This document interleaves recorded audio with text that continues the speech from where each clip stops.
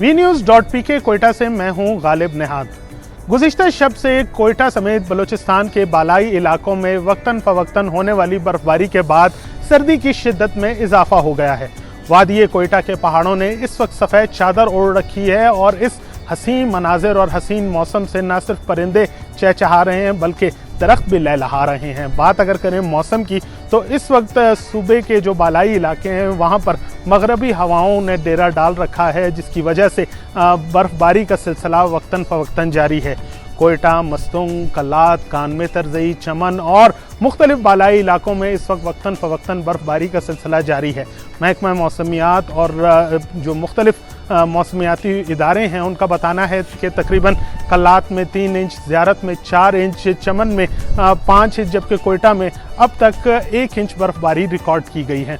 बर्फ़बारी की सबब जो है वो मौसम की शिद्दत भी काफ़ी बढ़ गई है और दर्जा हरारत नुक्ता अंजमात से कई डिग्री गिर चुका है। वादिये कोयटा में इस वक्त -5 डिग्री सेंटीग्रेड रिकॉर्ड किया है। इस हसीन मौसम और बर्फबारी से लुत्फ़अंदोज़ होने के लिए भी बड़े पैमाने पर सयाहों ने तफरीही मकामात का रुख कर लिया है।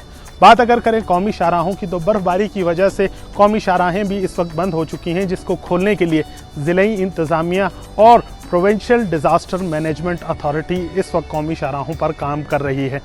कोयटा से चमन खुशक के मकाम पर इस वक्त बंद है, जिसे खोलने के लिए कोशिशें की जा रही हैं। इसके अलावा कानमे तरज़ई की सड़क और मुस्लिम बाग की जो कौमी शाहराह है उस पर भी बर्फ़ हटाने का काम जारी है।